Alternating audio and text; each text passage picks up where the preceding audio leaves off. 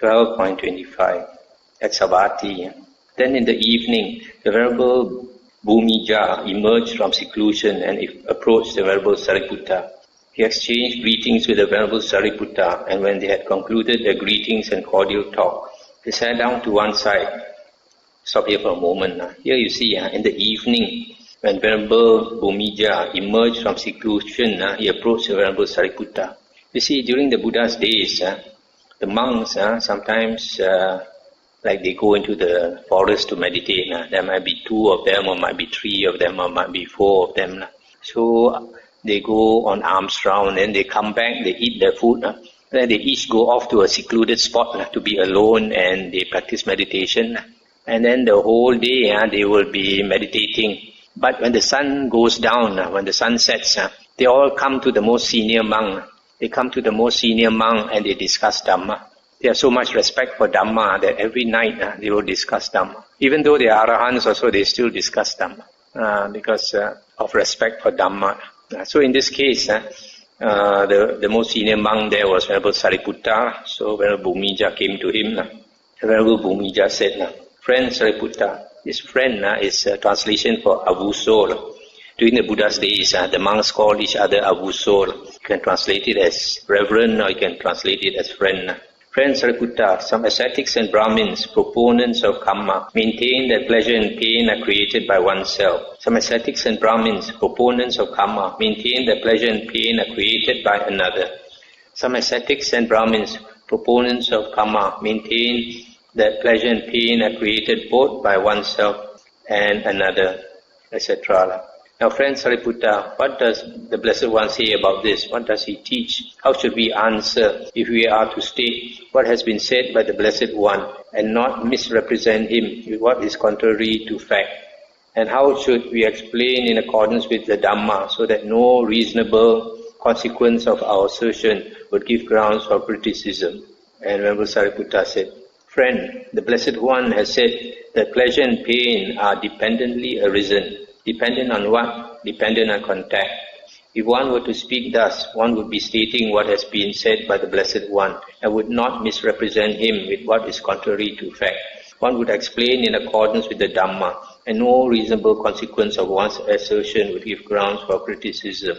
Therein, friend, in the case of those ascetics and Brahmins, proponents of karma, who maintain that pleasure and pain are created by oneself, and those who maintain that pleasure and pain are created by another, and those who maintain that pleasure and pain are created both by oneself and by another, and those who maintain that pleasure and pain have arisen fortuitously, being created neither by oneself nor by another. In each case that is conditioned by contact.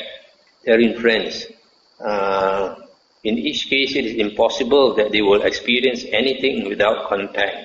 The Venerable Ananda heard this conversation between the Venerable Sariputta and the Venerable Bhumija.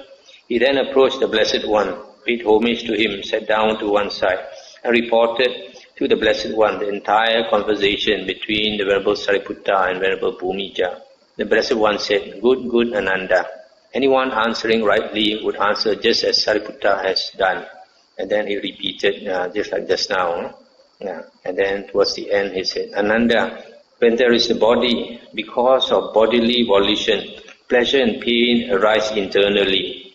When there is speech, because of speech, verbal volition, pleasure and pain arise internally. When there is the mind, because of mental volition, pleasure and pain arise internally, and with ignorance as condition. Either on one's own initiative, Ananda, one generates that body volition, condition by which pleasure and pain arise internally, or prompted by others, one generates that body volition, condition by which pleasure and pain arise internally. Either mindfully, Ananda, one generates that body volition, condition by which pleasure and pain arise internally, or unmindfully, one generates that body volition, condition by which pleasure and pain arise internally. Stop here for a moment. This last part, I said either mindfully or unmindfully, one generates the body volition. Here it translates as either deliberately or undeliberately. I think it's not quite correct because the Pali word is sampajano. Sampajano normally means mindfully, in full awareness. Because if you generate volition, if you generate karma, it's always deliberately. If there is no intention, there is no karma. So probably the better word is mindfully or unmindfully. Similarly, the Buddha says, either on one's own initiative or prompted by others, or mindfully or unmindfully, one generates verbal karma, and then similarly mental karma. And then the Buddha finally says, ignorance is comprised within these states, but with the remainderless fading away and cessation of ignorance, that body does not exist, condition by which that pleasure and pain arise internally. That speech does not exist, condition by which pleasure and pain arise internally. That mind does not exist, condition by which pleasure and pain arise internally. That feel does not exist, that sight does not exist, that base does not exist, that foundation does not exist, condition by which the pleasure and pain arise internally. That's the end of the sutta. This the first part is similar to the previous sutta, but the last part here, the Buddha says that we create body volition, that means body karma. Here the Pali word is kaya sancetana, and then the second thing is verbal volition, vachi sancetana. The third one is mental volition, mano sancetana. So because of creating this karma, so pleasure and pain arise. Pleasure and pain arise. Now what I'd like to mention here is these three sets, kaya sancetana, vachi sancetana, and mano sancetana, is concerned with doing karma. And whenever karma is involved, the last part is always mano. Here is mano sancetana. This I have mentioned previously. When we talk about sankhara, also it's the same. If the sankharas, the three sankharas, kaya sankhara, vachi sankhara, and mano sankhara, if it has got to do with karma, creating of karma, it's always mano, just like here. But when it concerns the dependent origination, it is the other set of three sankharas that is involved. That means kaya sankhara, vachi sankhara, and chitta sankhara. So here I'd like to mention this because whenever we have karma, it's always mano. Here is mano sancetana, sometimes mano sankhara. So the commentaries, they interpret this sankhara in the paticca samuppada, dependent origination, as karma, creating of karma. I think that is a mistake because they have confused that mano sankhara with the chitta sankhara. That's the end of that sutta. Now we come to 12.31. On one occasion, the Blessed One was dwelling at Savatthi. There the Blessed One addressed the Venerable Sariputta thus. Sariputta, in the questions of Ajita in the Parayana, it is said, those who have comprehended the Dhamma and the manifold trainees here asked about their way of conduct, being discreet. Tell me, dear sir, how should the meaning of this, stated in brief, be understood in detail? Let's stop here for a moment. This Parayana is a chapter from the Sutta Nipata, which is a book in the Khuddaka Nikaya, the last Nikaya.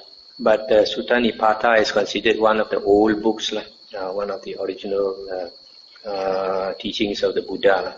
So here the Buddha is asking the Venerable Sariputta, in this particular sutta concerning the questions of Ajita, there is a verse there that says, those who have comprehended the Dhamma and the manifold trainees here asked about their way of conduct, being discreet. Tell me, dear sir.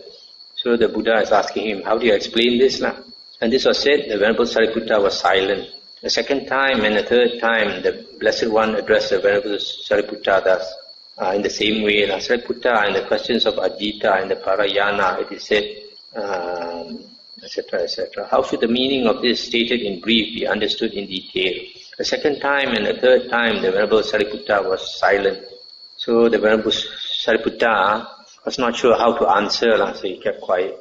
Then the Buddha said, Sariputta, do you see? This has come to be. Sariputta, do you see? This has come to be. So the Buddha prompted him, and he said, Venerable Sir, one sees as it really is with correct wisdom. This has come to be. Having seen as it really is with correct wisdom, this has come to be. One is practicing for the purpose of revulsion towards what has come to be, for its fading away and cessation. One sees as it really is with correct wisdom. Its origination occurs with that as nutriment. Having seen as it really is with correct wisdom, its origination occurs with that as nutriment. One is practicing for the purpose of revulsion towards its origination through nutriment, for its fading away and cessation. One sees as it really is with correct wisdom. With the cessation of that nutriment, what has come to be is subject to cessation. Having seen as it really is with correct wisdom, with the cessation of that nutriment, what has come to be is subject to cessation. One is practicing for the purpose of revulsion towards what is subject to cessation, for its fading away and cessation. It is in such a way that one is a trainee. And how, Venerable Sir, has one comprehended the Dhamma? Venerable Sir, one sees as it really is with correct wisdom. This has come to be. Having seen as it really is with correct wisdom, this has come to be through revulsion towards what has come to be. Through its fading away and cessation, one is liberated by non-clinging. One sees as it really is with correct wisdom. Its origination occurs with that as nutriment. Having seen as it really is with correct wisdom, its origination occurs with that as nutriment. Through revulsion towards its origination through nutriment, through its fading away and cessation, one is liberated by non-clinging. One sees as it really is with correct wisdom. With the cessation of that nutriment, what has come to be is subject to cessation. Having seen as it really is with correct wisdom, with the cessation of that nutriment, what has come to be is subject to cessation. Through revulsion towards what is subject to cessation, through its fading away and cessation, one is liberated by non-clinging. It is in such a way that one has comprehended the Dhamma. Thus, Venerable Sir, when it is said in the questions of Ajita in the Parayana, those who have comprehended the Dhamma and the manifold trainees here asked about their way of conduct, being discreet, tell me, dear Sir. It is in such a way that I understand in detail the meaning of this that was stated in brief. Good, Sariputta. And the Buddha repeats the entire statement of the Venerable Sariputta. It is in such a way that the meaning of this stated in brief should be understood in detail. That's the end of the sutta. So here you see, the Buddha asked him a question, asked Venerable Sariputta. Although he is the disciple with the highest wisdom, he also found it a bit difficult to answer. He didn't know exactly what the Buddha wanted him to say. So when the Buddha prompted him by saying, Sariputta, do you see, this has come to be, then he caught the clue. So he answered the Buddha. First he explained about the trainee. That means the trainee here refers to the Pali word Seka. Seka is one who is still training, and it means the Aryans below the Arahant. There are 8 types of Aryans, noble ones, holy persons. The lowest is the first path, and then that first path after some time will automatically become the first fruit. And then the second path attainer, and then the second fruit, third path attainer, third fruit, and fourth path attainer, and fourth fruit. These are the 8 types of holy men, Aryans. Out of these 8, only the Arahant, the fourth fruit person, or the Buddha and Arahant are both fourth fruit attainers. Only the fourth fruit attainer has completed his work, so he's called Aseka, one who does not need to train anymore. Whereas the other 7 are called Seka, trainees.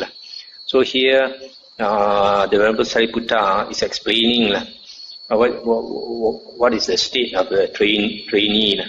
The Venerable Sariputta says, a trainee, he will see with wisdom, this has come to be, something that exists has come into existence, and then it originates because of certain conditions which we call nutriment. Nutriment is a condition for that thing to come into existence, and then he also sees with the cessation of that nutriment, what has come to be is subject to cessation.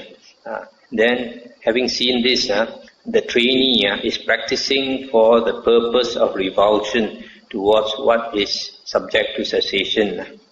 For example, the things in the world, for example, somebody that you love is subject to cessation, subject to aging, sickening, and dying. So you see that this person that you love, because they is subject to cessation, and it is dependent on certain conditions to keep it alive.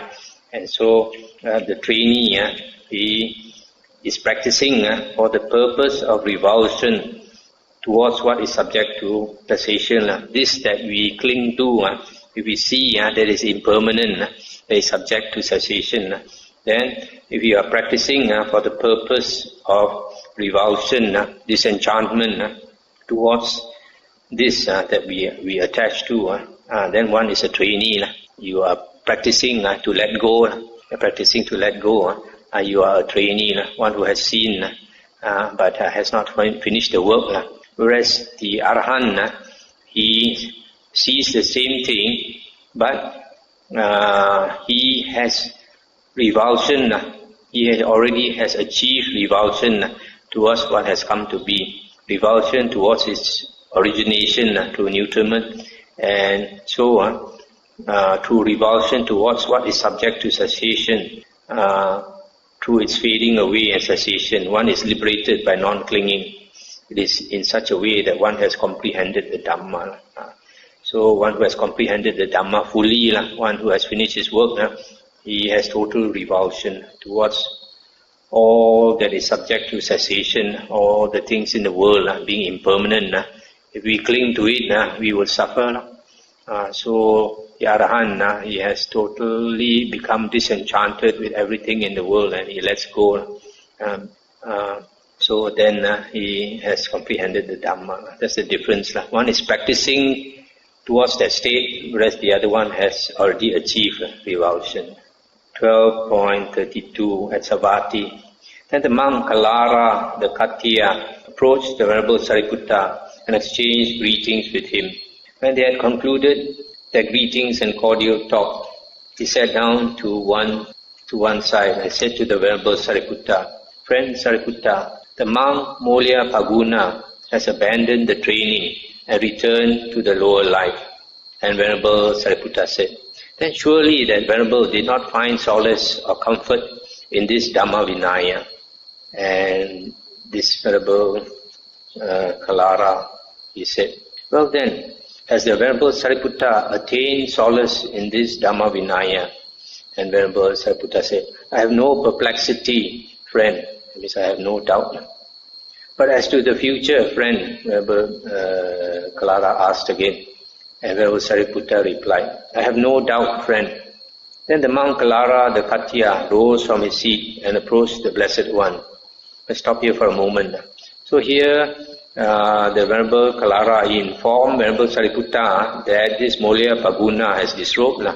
Then the Venerable Sariputta said, then it surely means that this person who disrobed, he did not find comfort in this Dhamma Vinaya.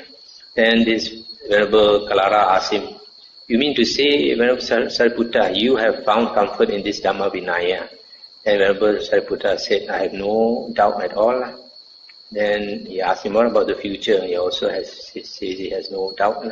Then this Venerable Kalara went to see the Buddha. Having approached, he paid homage to the Blessed One, sat down to one side and said to him, "Venerable Sir, the Venerable Sariputta has declared final knowledge thus. I understand, destroyed his birth, The holy life has been lived. What had to be done has been done.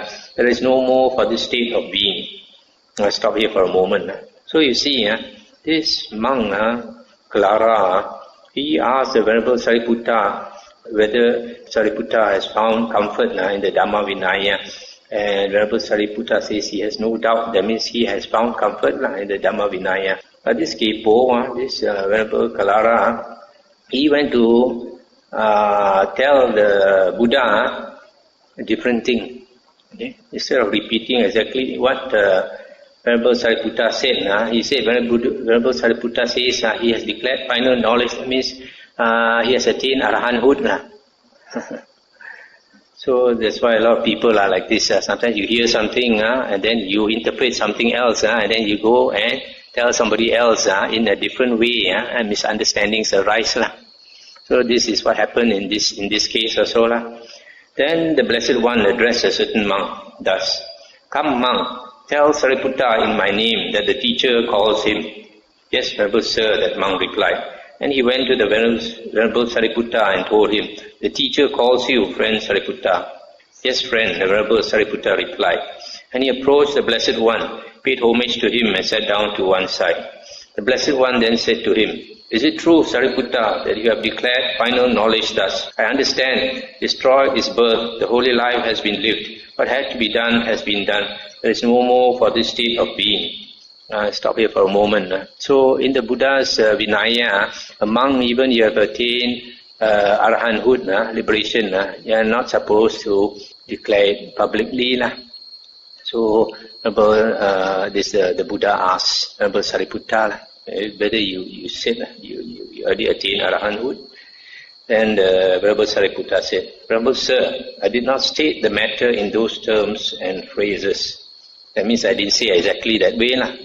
And then the Buddha said, "In whatever way, Sariputta, a clansman declares final knowledge, what he has declared should be understood as such." So the Buddha says, it doesn't matter how you say it. If you say you have finished your work, then you have declared that people understand that you have finished your work. And then Venerable Sariputta said, "Venerable Sir, didn't I too speak thus? Venerable Sir, I did not state the matter in those terms and phrases." So you see, the Venerable Sariputta also is quite tough. He has to stand up to the Buddha.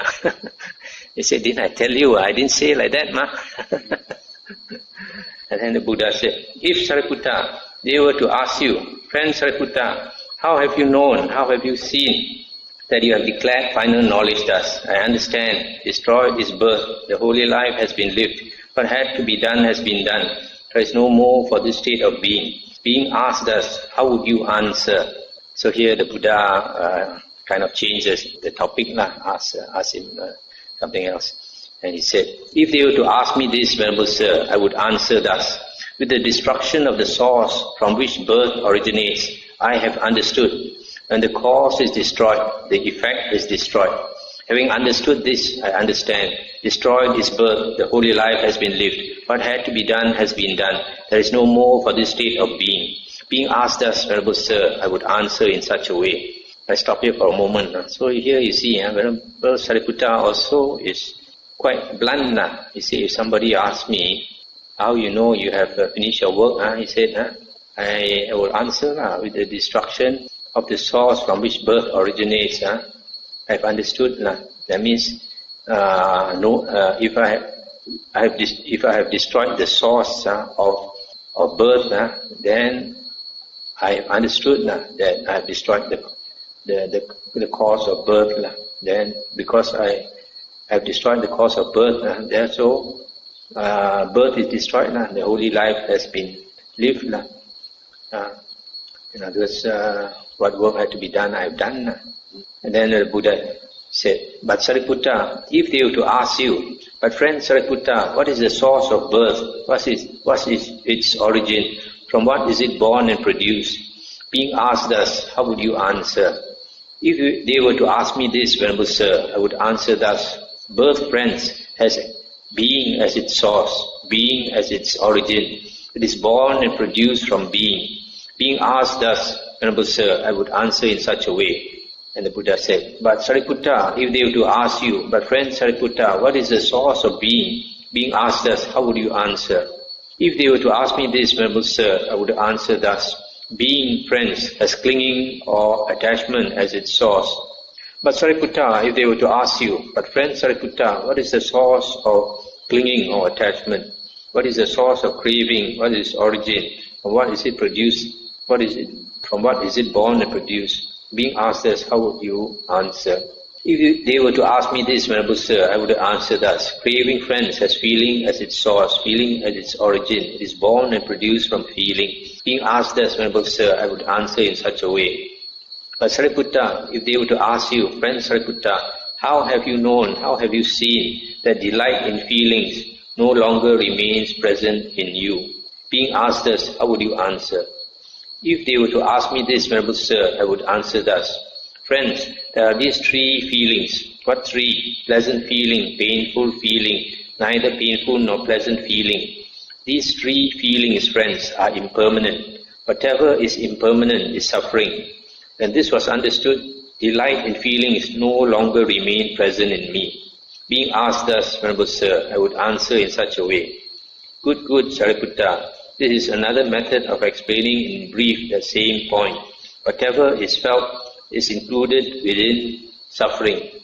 But Sariputta, if they were to ask you, friend Sariputta, through what kind of deliverance have you declared final knowledge thus?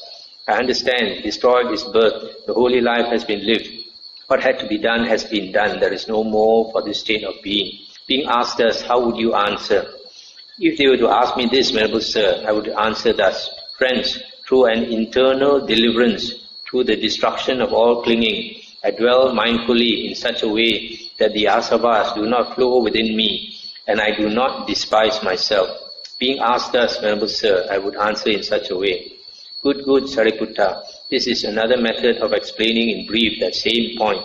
I have no perplexity in regard to the asavas spoken of by the ascetic. I do not doubt that they have been abandoned by me.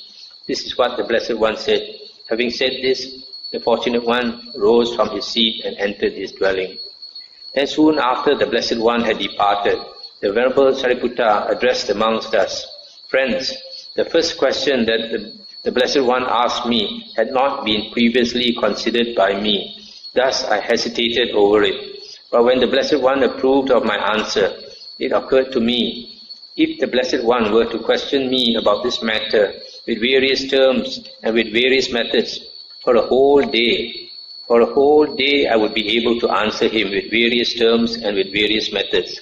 If he were to question me about this matter with various terms and with various methods for a whole night, for a day and night, or for 2 days and nights, for 3, 4, 5, 6 or 7 days and nights, for 7 days and nights I would be able to answer him with various terms and with various methods.